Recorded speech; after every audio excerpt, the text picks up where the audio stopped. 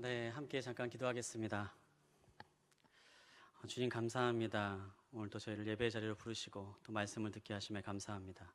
하나님 이 시간에 주님의 말씀하여 주시고 우리의 마음판에 주님의 말씀만이 새겨지는 시간 되게 하여 주옵소서.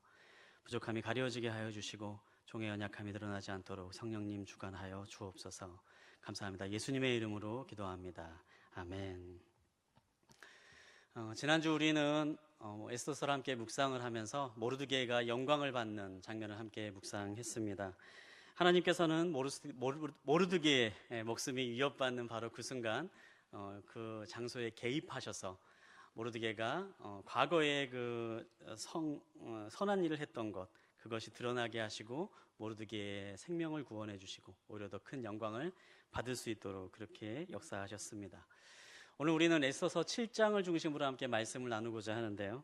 하만의 몰락과 또 하나님의 섭리라는 제목을 가지고 함께 말씀을 나누실 때 하나님의 놀라운 은혜가 함께 하시기를 바랍니다. 얼마 전 인공지능의 사이코패스가 생겼다라는 뉴스를 보았습니다. 혹시 그 뉴스를 보신 적 있으십니까? 인공지능의 사이코패스 인공지능이 발견되었다. 사람이 만든 인공지능 AI가 어떻게 사이코패스가 될 수가 있느냐, 그리고 어떻게 사람이 만든 그 인공지능인데 마치 영화에서 나오는 한 장면처럼 사이코패스적인 그런 성향을 가질 수가 있느냐, 참 의문이 드는 그런 기사였는데요. 기사를 보면 이렇습니다. 로샤 검사라는 검사가 있어요. 그 사람들의 심리를 알아보는 그런 검사인데 흰색 도화지와 같은 그런 하얀색 바탕에 이게 먹물 같은 검정색 그 물감 같은 걸 떨어뜨려서 이 물방울이 퍼지는 장면들, 그런 것들을 이제 그런 모양들을 사람들에게 보여주고 이것을 보면서 어떤 게 연상이 되십니까? 라고 물어봤을 때 사람들이 대답하는 것, 그것을 이제 보고 그 사람의 심리를 이제 파악하는 그런 검사입니다. 그런데 어떤 인공지능에게 이 로샤 검사에 나오는 기법으로 질문을 했더니 굉장히 충격적인 대답을 했다라는 거죠. 그러니까 보통 AI는 그 그림을 보고 대부분 작은 새다 이렇게 대답을 했던 그림을 이 인공지능에게 보여줬더니 인간이 반죽기계에 빨려 들어가는 모습이다 이렇게 대답을 했다고 합니다. 또 다른 그림을 또 보여줬습니다. 또 다른 그림을 보여줬는데도 그 인공지능이 이 그림은 사람이 총에 맞아 죽는 모습이다 라고 그런 끔찍한 대답을 했다고 하죠. 그래서 사이코패스적인 인공지능이 있다 이런 기사가 나왔던 적이 있습니다. 마치 뭐 영화에 나오는 것 같은 그런 끔찍한 일이 우리의 미래 가운데 일어날 것 같은 그런 기사를 본 적이 있습니다. 그런데 어떻게 해서 이 AI가 생겨나게 되었는지 그 기사를 읽어보니까요, 사실 그 AI가 일부러 만들어진 AI였다라는 거죠. 원래는 평범했던 AI 인공지능에 계속해서 끔찍한 것들을 보게 하고 계속해서 끔찍한 정보들을 계속해서 주입하고 굉장히 비극적인 인간의 사건들을 계속해서 접하게 하니까 결국에는 그 AI가 판단하고 생각되는 모든 것들이 다 끔찍한 것들, 주목하는 것들이 끔찍한 것들, 비극적인 사건들, 그런 것에만 주목하기 시작했다라고 합니다. 사실 인간이 그렇게 만든 것이죠. 그 기사를 보면서 이런 생각을 해봅니다. 우리는 흔히 무엇을 보느냐가 그 사람을 결정한다라고 이야기를 하죠.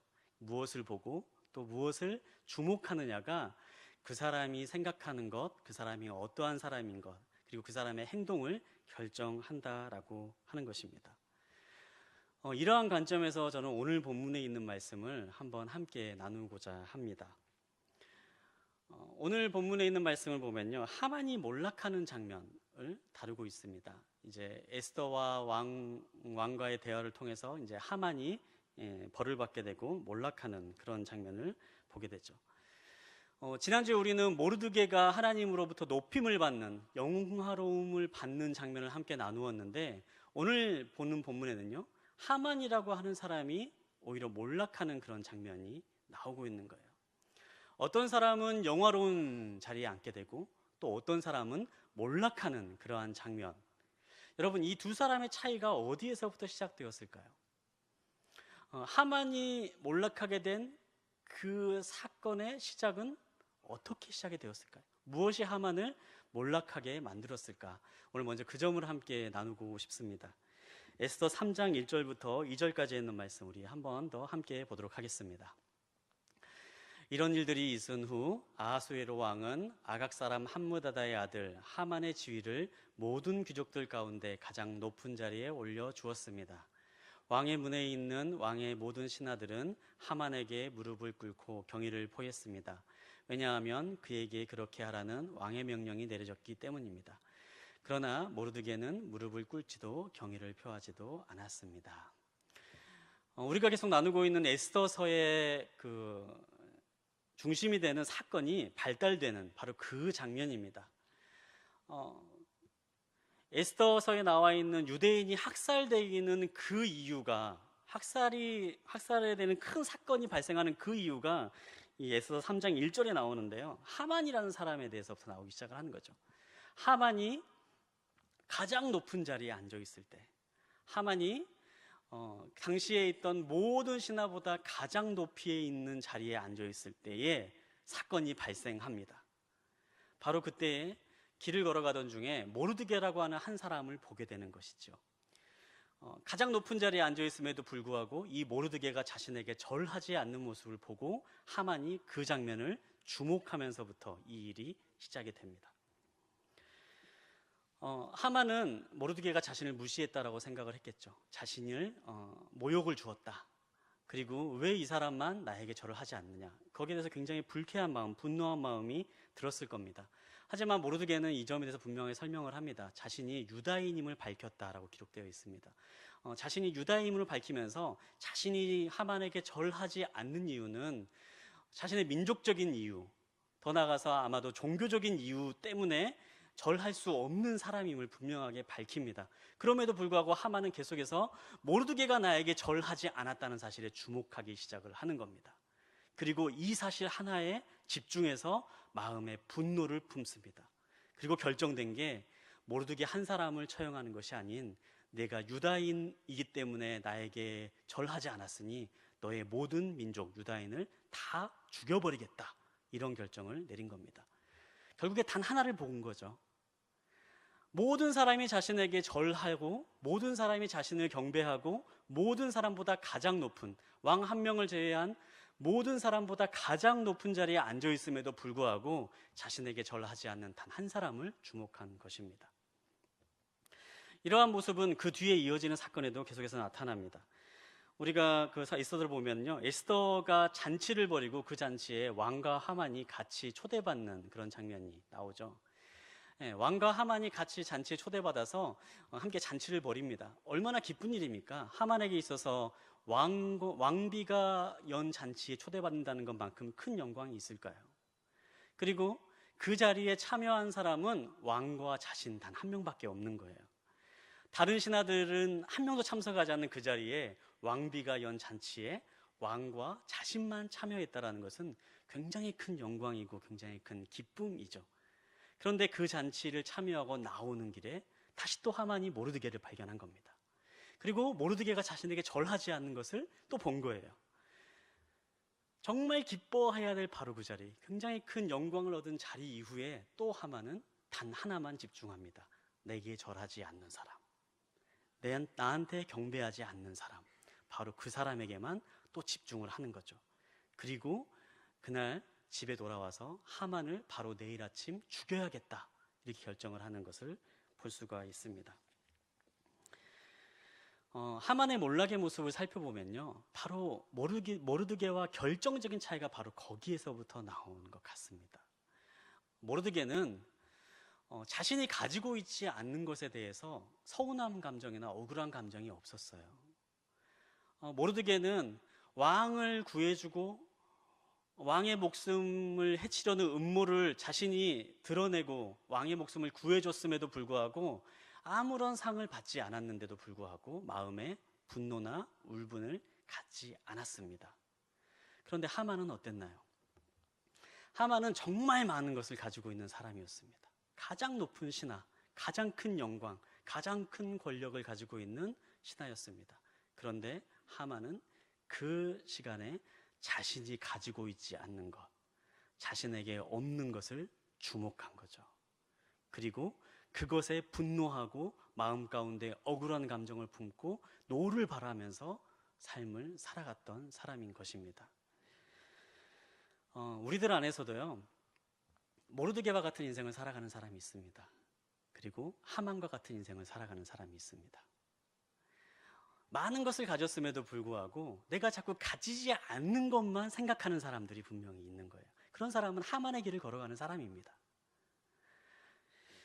행복한 길을 걸어가는 사람, 행복한 삶을 살아가는 삶의 비결, 요즘에 성경을 보지 않더라도 이제 그런 주제의 강의나 그런 주제의 이야기들을 많이 듣게 되는데요. 근데 행복에 있어서 가장 중요한 삶의 비결은 무엇을 갖느냐에 있지는 않더라고요. 얼마나 많은 것을 갖느냐에 있지는 않더라고요. 내가 어떠한 집에 살고 있느냐, 내가 몇 평짜리 집에 살고 있느냐, 내가 어떤 차를 타고 다니느냐, 내가 연봉이 어떻게 되느냐, 이게 우리의 삶을 결정하고 우리의 삶의 행복과 불행을 결정하는 요소는 분명히 아닙니다.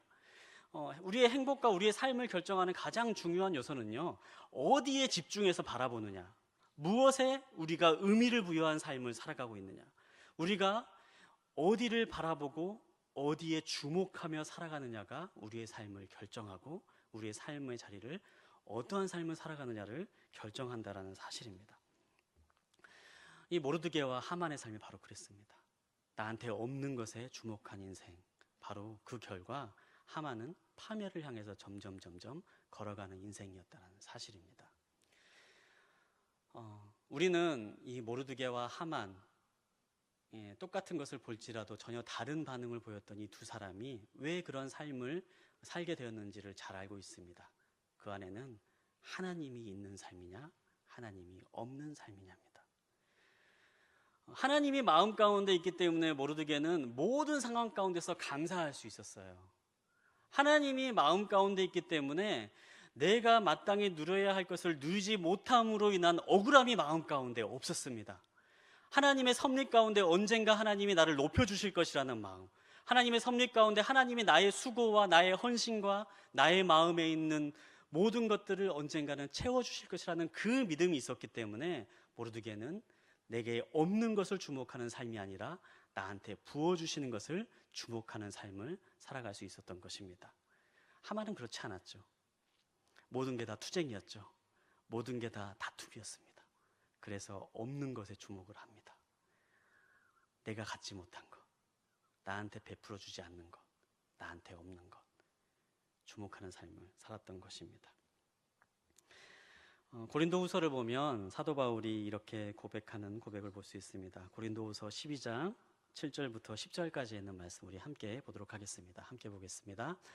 받은 계시들이 지극히 큰 것으로 인해 나로 교만하지 않게 하시려고 내 육체에 가시 곧 사탄의 사자를 주셨습니다. 이는 나를 쳐서 교만하지 않게 하시려는 것입니다. 나는 이것이 내게서 떠나도록 주께 3번이나 간구했습니다. 그러나 그분은 내게 말씀하셨습니다. 내 은혜가 내게 족하다. 왜냐하면 내 능력이 약한 데서 온전해지기 때문이다. 그러므로 나는 내 약한 것들에 대해 크게 기뻐하며 자랑할 것입니다. 이는 그리스도의 능력이 내게 머물게 하기 위함입니다. 그러므로 나는 그리스도를 위해 약한 것들과 모욕과 궁핍과 핍박과 곤란 가운데 있으면서도 기뻐합니다. 왜냐하면 내가 약할 때 곧 강하기 때문입니다. 아멘. 여러분, 사도 바울의 고백을 함께 보았습니다. 사도 바울이 어떤 사람입니까? 사도 바울은 일생 동안 복음 전도자의 삶을 살아갔던 사람입니다.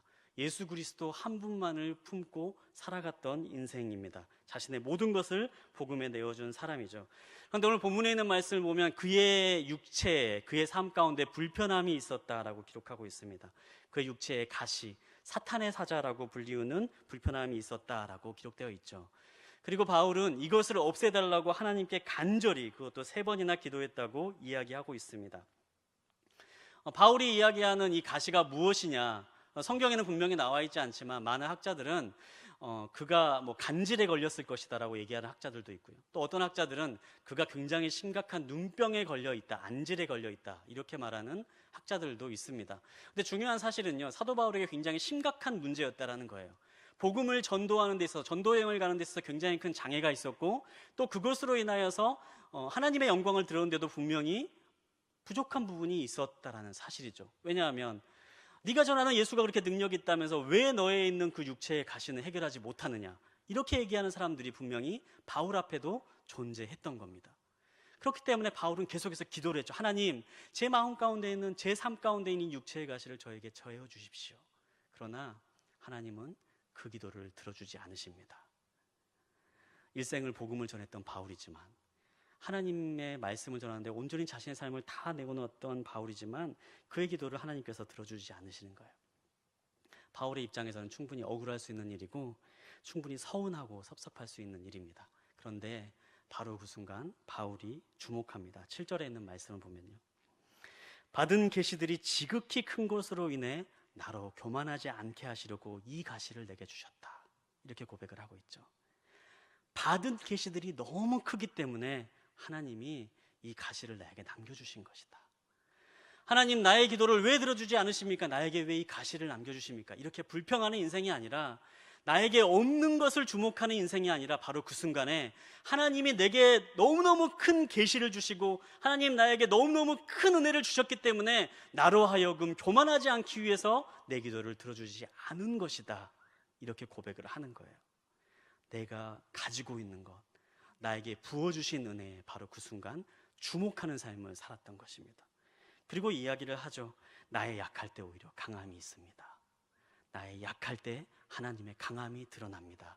이렇게 고백하는 인생을 살았다는 사실입니다. 이렇게 고백하는데 하나님이 어떻게 축복을 안 부어주시겠습니까? 이렇게 고백하는데 하나님이 어떻게 사도 바울을 안 쓰시겠어요? 이렇게 하나님을 절대적으로 의지하는데 하나님이 당연히 바울에게 은혜를 부어주시고 축복을 부어주시는 것이지요. 사랑하는 성도 여러분, 우리들의 삶이 바로 그러한 삶이 되기를 바랍니다.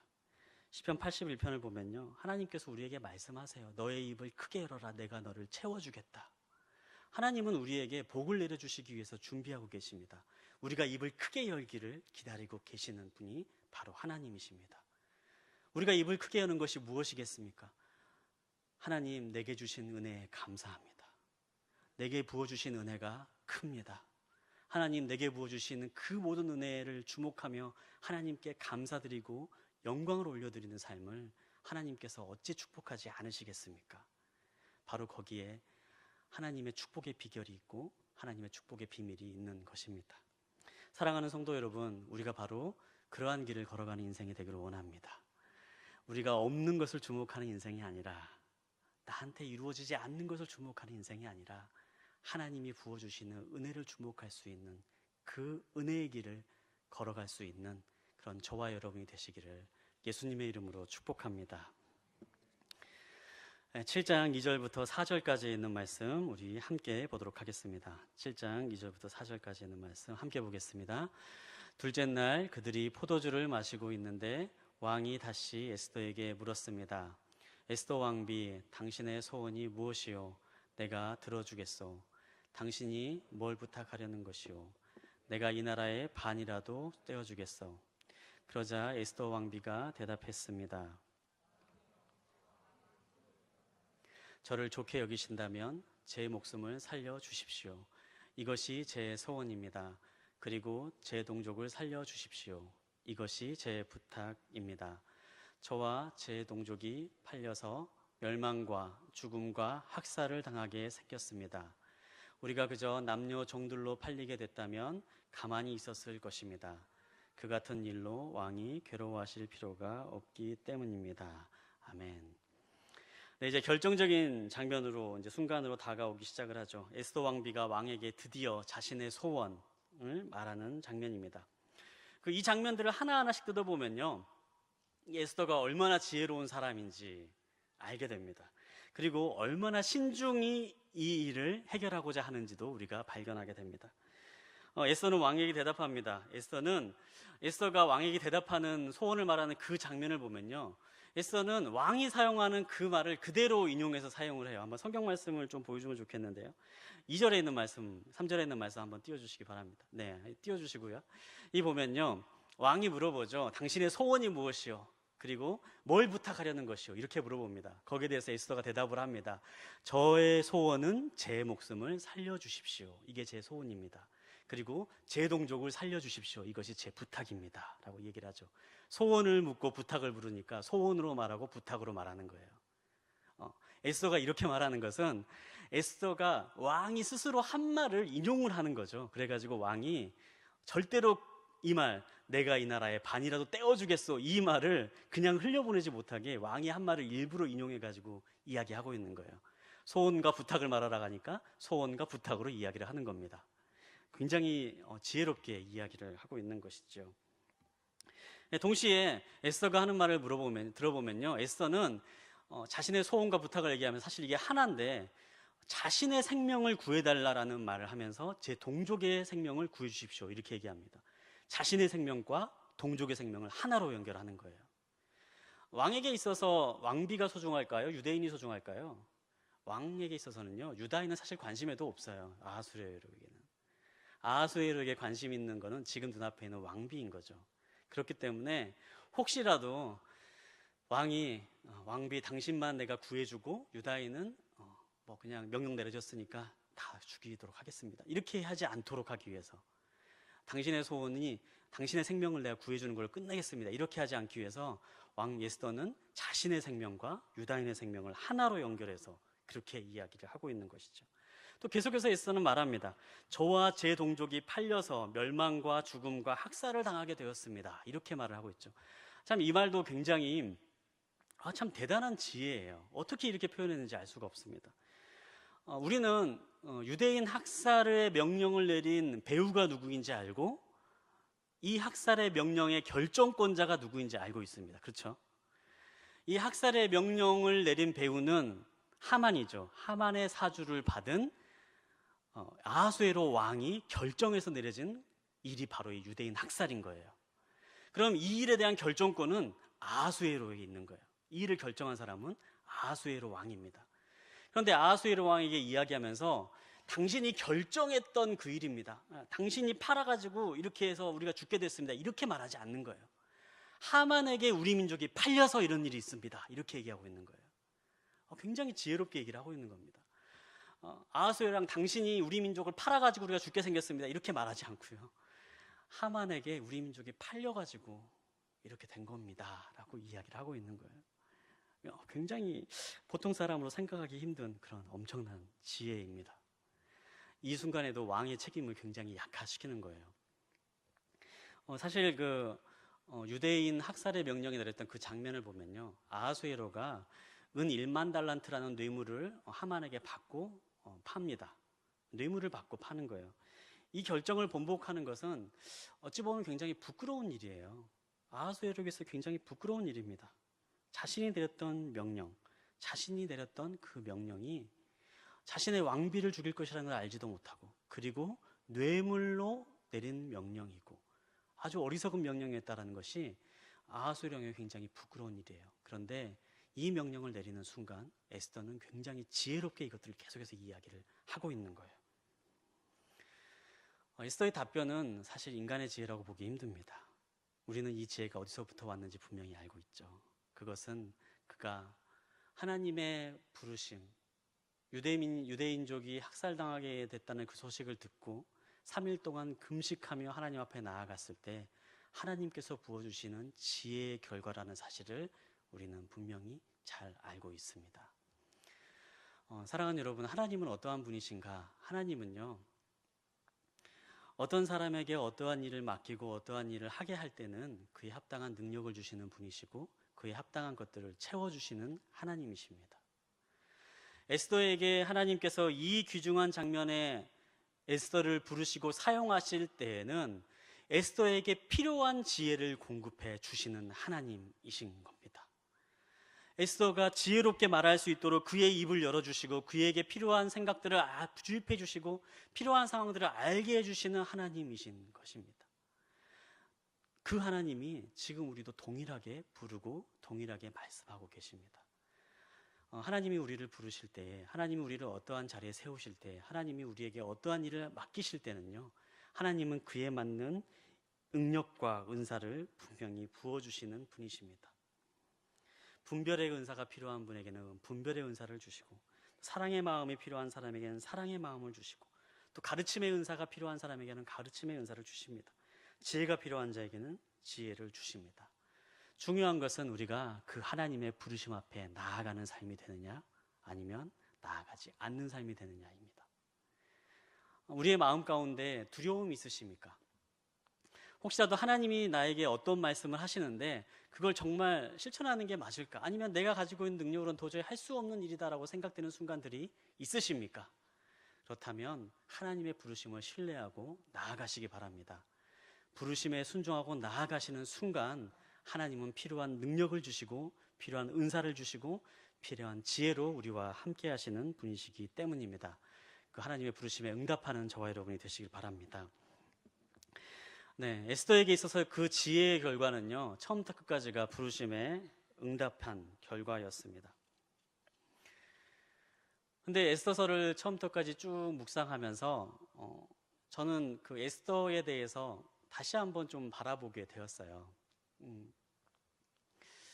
우리가 이제 흔히 에스더라고 하면 어렸을 때부터 교회 학교를 다니신 분들은 에스더에 대해서 이제 많은 정보를 미리 알고 에스더서를 보시죠. 죽으면 죽으리라의 바로 그 주인공, 유다인 학살에 자신의 몸을 내어놓을 정도로 결단하고 나갔던 하나님의 사람, 굉장히 호의적으로 바라봅니다. 그런데 처음부터 이 에스더를 꼼꼼히 다 묵상하면서 읽어보면요, 그런 선입견 없이 에스더를 하나씩 하나씩 살펴보면 과연 에스더가 처음부터 그렇게 믿음이 좋은 사람이었나라는 그런 의문점이 제 마음 가운데 들더라고요. 단적으로 비교하자면 성경에 나오는 인물 중에 다니엘이라는 인물이 있습니다. 비슷한 시기에 살았던 사람이죠. 이 다니엘이라는 인물을 한번 생각해 보면 이 다니엘은 처음부터 끝까지 하나님께 온전히 순종한 사람이었어요. 다니엘이 처음 이제 왕궁에 들어가서 왕궁의 교육을 받았을 때에 다니엘은 그 마음 가운데 뜻을 정해서 자신의 몸을 더럽히지 않겠다라는 결심으로 왕이 내려준 음식을 거절합니다. 그리고 왕에게 제안을 하죠. 왕이 내려준 음식을 먹은 것보다 내가 하나님의 율법을 지키면서 채식만 한 것이 더 건강에 이로움을 말합니다. 그리고 실제로 그렇게 일이 일어나게 되는 거죠. 다니엘은 처음부터 자신의 뜻을 구별해서 하나님의 뜻에 맞게 모든 걸 구별하며 살았던 사람입니다. 그리고 다니엘에서는 빠지지 않는 일화가 또 있습니다. 왕이 자신 이외에 다른 것은 절하지 말라는 명령을 내리게 되죠. 그리고 그 명령을 다니엘이 듣습니다. 그런데 이 명령을 듣고도 다니엘은 평소에 하던 대로 하나님을 예배하고 예루살렘에서 절을 계속합니다. 그리고 이 사건으로 사자굴에 갇히는 사건까지 겪게 되죠. 다니엘은 처음부터 끝까지 굉장히 하나님에게 순종하고 하나님의 말씀을 철저히 지키는 그런 인생을 살았던 사람입니다. 그런데 에스더는요, 에스더를 한번 꼼꼼히 한번 삐딱하게 읽어보면, 에스더를 좀 삐딱하게 읽어보면요, 에스더는 사실 좀 그러지 않았던 것 같아요. 에스더가 이제 와스디 왕부가 폐위된 이후에 왕후를 선발하기 위한 그런 이제 기간을 갖고 이제 페르시아에 있는 모든 처녀들을 다 불러 모으죠. 근데 이제 이것도 한번 생각을 해봅시다. 비슷한 시기 에스라와 느헤미야를 보면 유다인이 다른 이방인하고 결혼하는 것은 그거 자체가 죄악이었어요. 굉장히 심각한 신앙적 이슈였습니다. 그런데 에스더는 아하수에로와 결혼을 하겠다라고 나선 거예요. 삐딱하게 보면 그렇다는 거죠. 또 삐딱하게 한번 또 생각을 해봅시다. 왕후의 선발 시험을 이제 시작하면서 에스더가 이제 겪은 마음은요, 자신이 어떤 민족인지를 밝히지 않아요. 자신이 유다인인 걸 밝히지 않습니다. 그리고 왕후로서의 삶을 살아갈 때도 자신이 유다인인 것을 밝히지 않고 살아갑니다. 자신이 유다인인 걸 밝히지 않고 살아간다는 사실은 그냥 똑같이 살아간다라는 거예요. 유다인들 하나님의 율법을 지키려면 먹는 것 하나부터 굉장히 차이가 날 수밖에 없는 삶을 살아야 되거든요. 못 먹는 거 너무 많고요. 하지 말아야 될 거 너무 많은데 자신이 유다인인 것을 밝히지 않고 숨기고 그냥 다른 사람들과 똑같이 생활하며 살았던 그런 삶인 거예요. 제가 좀 삐딱하게 보는 건가요?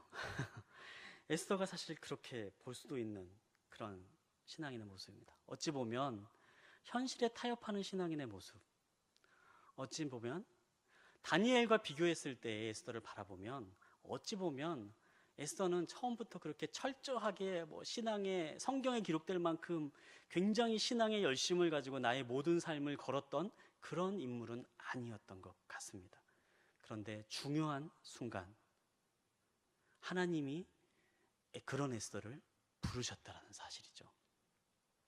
그가 어떠한 삶을 사는 사람이건, 그가 과거에 하나님을 향한 열심이 어떠했건, 그가 과거에 자신의 목숨까지 내어놓는 신앙의 삶을 살지 않고 현실에 적절히 타협하는 그러한 삶을 살던 사람이었음에도 불구하고 하나님은 그런 에스더를 부르십니다. 그리고 그 부르심에 에스더는 어떻게 대답합니까? 에스더서 4장 14절에 있는 말씀, 너무 유명한 말씀인데요. 개역개정에 있는 말씀으로 함께 보겠습니다. 이때에 내가 만일 잠잠하여 말이 없으면 유다인은 다른 데로 말미암아 노임과 구원을 얻으려니와 너와 내 아버지 집은 멸망하리라. 내가 왕후의 자리를 얻은 것이 이때를 위함이 아닌지 누가 알겠느냐 하니, 이 모르드게의 말을 듣고 에스더의 마음 가운데에 그동안에 있었던 모든 신앙의 퍼즐들이 하나로 맞춰지기 시작을 하는 거예요. 이 말을 듣는 순간 그동안에 신앙이 아닌 자신의 삶을 중요시 여겼던 에스더의 삶이 완전히 바뀌게 되는 사건이 일어나기 시작을 하는 겁니다.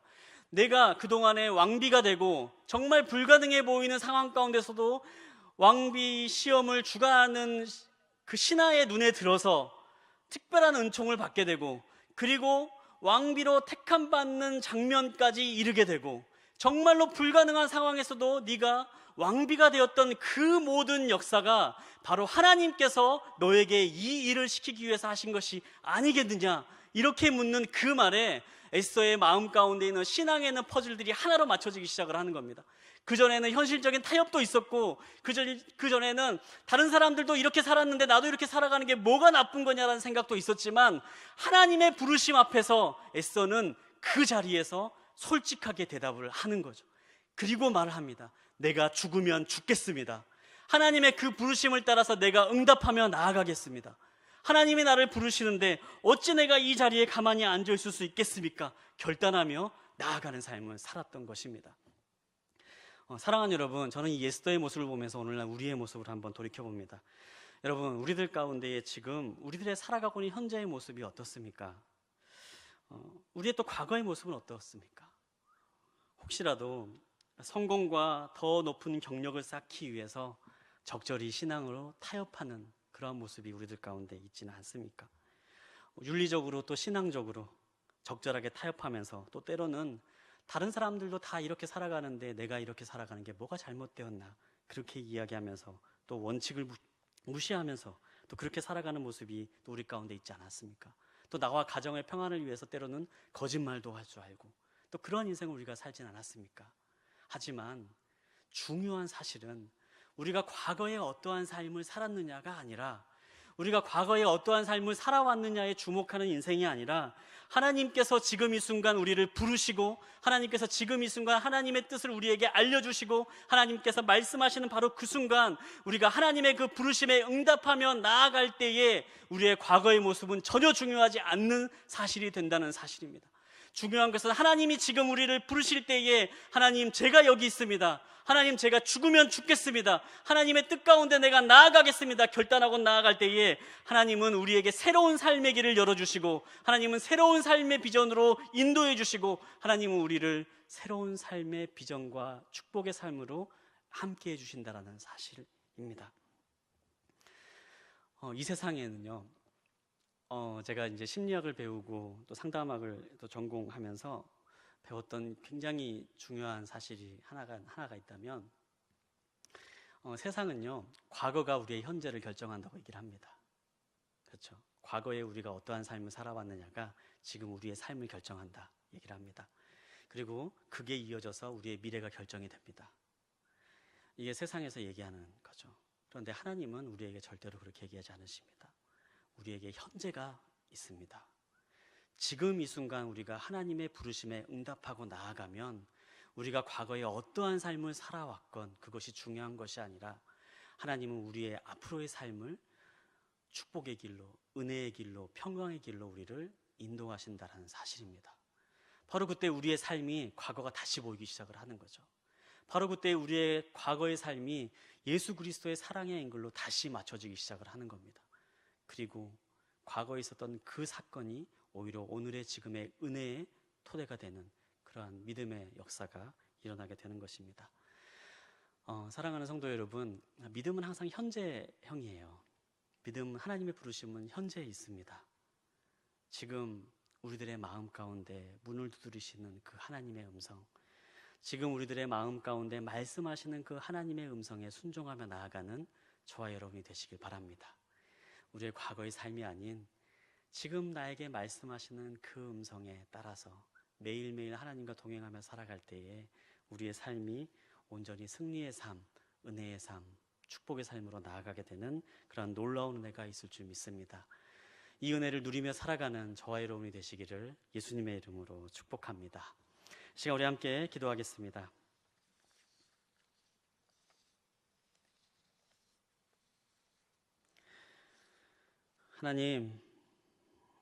하나님을 믿으며 우리를 이끄시는 그 하나님의 섭리를 믿습니다. 그리고 우리를 이끄시는 그 하나님의 섭리를 따라 살아가는 삶이기를 소망합니다. 우리의 부족함이나 결핍을 주목하는 인생이 아니라 하나님의 부어주심을 바라보며 그 안에서 감사할 수 있는 온전한 누림이 있는 삶이 되게 하여 주시옵소서. 하나님, 우리를 부르시는 그 하나님의 음성에 응답하는 인생이 되기를 원합니다. 나의 삶을 돌아보며 두려움과 걱정이 앞서는 순간이 올지라도 하나님의 부르심을 전적으로 신뢰하며 그 부르심에 응답하며 나아가는 삶이 되게 하여 주옵소서. 그럴 때 하나님, 우리의 삶을 인도하여 주시고 하나님의 놀라운 축복이 경험되며 증거되는 그런 인생이 되게 함께하여 주옵소서. 예수님의 이름으로 기도합니다. 아멘.